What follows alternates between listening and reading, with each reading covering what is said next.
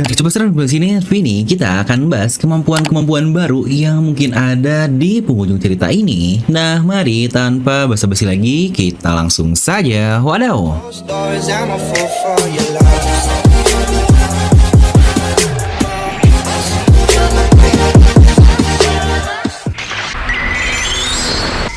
Nah, seperti yang kalian tahu, cerita manga shonen itu biasanya semakin cerita berjalan, eskalasi untuk kekuatan dan entitasnya pun akan terus-terusan berubah. Di mana di video ini kita akan coba berpikir dari sudut pandang yang berbeda, terutama terkait sosok-sosok baru yang dimunculkan seperti Imu dan para Gorosei. Yang lagi-lagi pastinya tingkat kerumitannya benar-benar semakin meningkat dengan sangat luar biasa. Jadi karena ini akan menjadi teori liar kesukaan kalian semua, pastikan kalian tonton video sampai habis agar tidak ada informasi yang miss dan juga setengah-setengah. Karena One Piece itu tidak masuk akal, tapi akal bisa masuk. Nah, jadi siapkan kopi, jangan lupa mandi besar, pasang headsetnya dan ambil posisi PW, and wadidaw.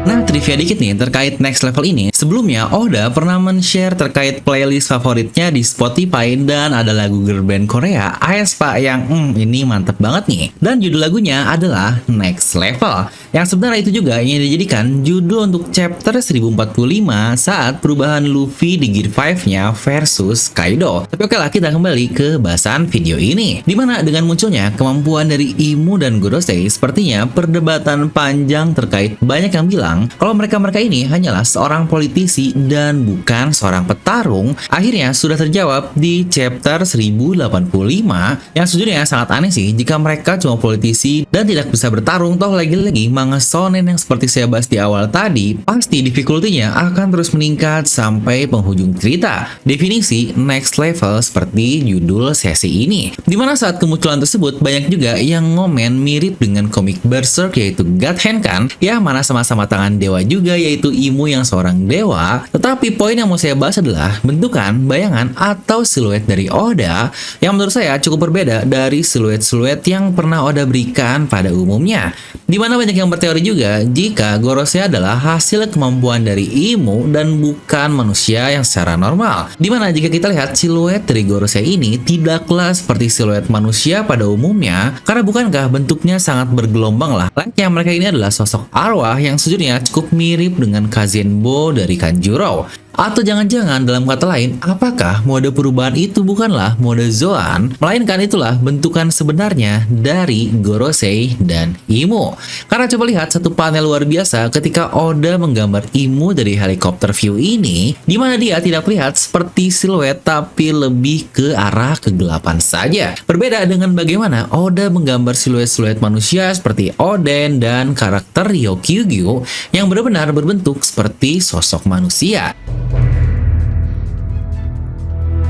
Oke, mungkin kalian akan merasa aneh jika munculnya kekuatan atau entitas baru di serial ini. Toh cerita sudah berjalan sampai 1000 chapter lebih, tetapi jika kalian sadari, One Piece pula sudah berkali-kali menambahkan kekuatan baru di tengah ceritanya. Ya benar, walau basis dasar atau fondasi dari cerita utama One Piece adalah buah iblis atau Devil no Mi, tetapi kita pun sering mendapatkan satu persatu kekuatan baru, dan tentu saja yang paling ramai adalah, ya benar, itu adalah Haki. Dimana Haki sendiri mungkin pertama kali disebutkan di Pulau Jaya oleh Kurohige, tetapi konsepnya baru diaplikasikan ke pertarungan-pertarungan di sekitaran chapter 500-an lah. Untuk awalnya mungkin oleh Rayleigh, kalau juga muncul di Perang Marineford yang berkali-kali dikatakan, yang bahkan mungkin bisa dibilang di chapter 550-an lah. Yang untuk konsep Haki ini benar-benar sudah matang di pasca time skip. Dan kita sekarang sudah mau masuk ke 1100 chapter, yang bukankah tidak aneh juga jika ternyata kita akan mendapatkan kemampuan baru lagi di serial One Piece ini. Karena bahkan kemampuan yang disebut sebagai Voice of All Things saja belum terjawab selain hal barunya yang kita lihat di Wano Kuni, di mana Luffy bisa berbicara dengan Momonosuke dari jarak yang sebenarnya sangat jauh dan di tengah lautan. Dan yang seperti sering kita bahas di channel ini juga, One Piece itu tidak masuk akal, tetapi akal bisa masuk, dan segala hal sebenarnya harus bisa dijelaskan secara sains, bahkan buah buah iblis pun bisa dijelaskan seperti itu. Tetapi seperti yang saya bilang di awal video ini, mari kita akan coba berpikir out of the box atau di luar naila dengan memiliki perspektif berbeda. Itu bukankah dengan munculnya satu makhluk mitologi yang sebenarnya tidak ada di dunia kita ini, alias Nika hanya ada di dunia One Piece, serta masih ada Voice of All Things tadi, dimana tentu saja Imu dan Gorosei juga adalah sosok yang sebenarnya sangat berbeda. Dimana jika kita coba artikan dari kata-kata Sabo tadi saat melihat perubahan Imu dan Gorosei, dia berkata, saya tidak tahu terdapat neraka di puncak dunia ini, dimana sebutan Hellish itu lebih ke sosoknya yang seakan-akan bukan manusia biasalah, yang sebenarnya jika itu adalah mode Zoan. Tetapi kenapa reaksi Sabo ini sangat aneh, seakan-akan dia baru saja melihat sosok-sosok yang ada tersebut, yang bukankah seseorang seperti Sabo harusnya sudah sangat terbiasa melihat sosok mythical Zoan yang sangat-sangat aneh, yang bahkan sebenarnya masih ada satu orang lain lagi yang bereaksi sama seperti Sabo, dan itu adalah Wapol, yang dia juga memakan buah iblis yang bahkan bisa makan manusia untuk di-combine, yang lagi sangat aneh. Tetapi dia tetap saja ketakutan dan kaget melihat sosok dari perubahan Imu dan Gorosei tersebut. Ya di sini saya nggak bilang jika mereka adalah iblis dari neraka, tapi ya mungkin nggak beda jauh lah. Dan untuk poin utamanya adalah mereka ini kemungkinan adalah makhluk lain yang berbeda dari manusia. Makanya wajar manusia akan kaget ketika melihat sosok yang tidak mereka kenal. Mungkin bakal ada yang bertanya, lah bang, bukannya di One Piece ada banyak sekali ras-ras berbeda seperti Fishman, Ming, Skypiea, yang bahkan ada bajak laut luar angkasa yang ada di bulan, tetapi kenapa mereka sangat berbeda? Ya sebenarnya mungkin alasan dulu diciptakan buah iblis pun kemungkinan besar untuk bertarung melawan makhluk-makhluk aneh ini. Dan pertanyaannya adalah, apa sebenarnya mereka semua itu?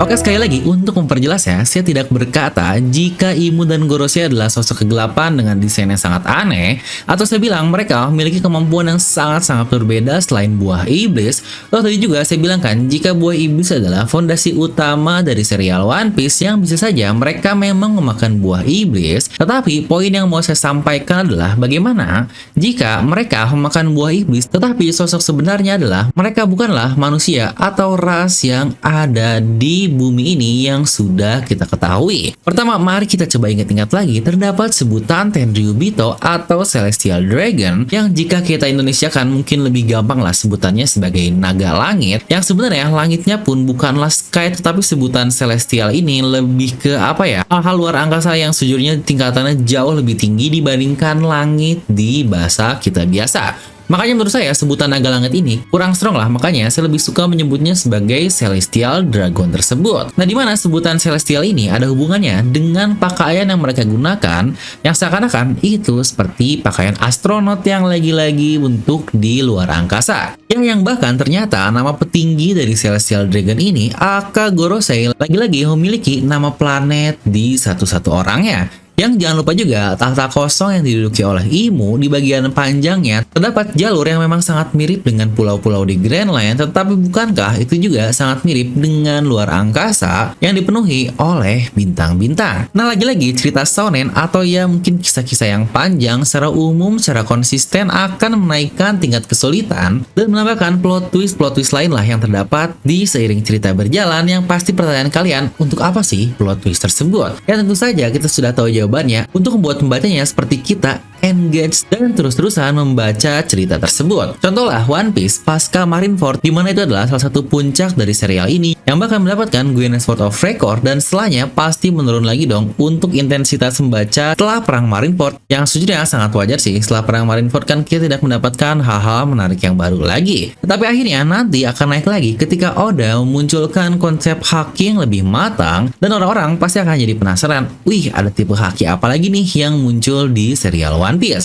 Lalu muncul juga kemampuan baru atau twist baru ketika Gear 4 dari Luffy, yang lagi-lagi ini trending di Twitter, yang inget banget itu chapter 783 yang sangat epic parah. Dan gak lama setelah itu, kita mendapatkan satu momen baru lagi selain haki yang sudah cukup lama sejak 500-an, kita mendapatkan terdapat sesuatu yang disebut sebagai awakening dari buah iblis oleh Doflamingo. Yang gak lama setelah itu pun kita melihat pertarungan Luffy versus Katakuri yang ternyata ada tingkatan dari haki juga ketika dia dapat melihat ke masa depan, dan mode baru Luffy yaitu di Gear Force Snakeman-nya yang lagi-lagi twist pun muncul. Penonton seperti kita yang pasti sudah lama tidak membaca atau menonton pula akhirnya akan membaca ulang di bagian situ karena penasaran kira-kira apa lagi sih kemampuan yang akan udah tunjukkan di serial ini. Apalagi puncaknya saat Gear 5 di Nika kemarin itu adalah prank besar-besaran dimana kita semua tahu buah iblis Luffy dari chapter 1 adalah Gomu Gomu no Mi.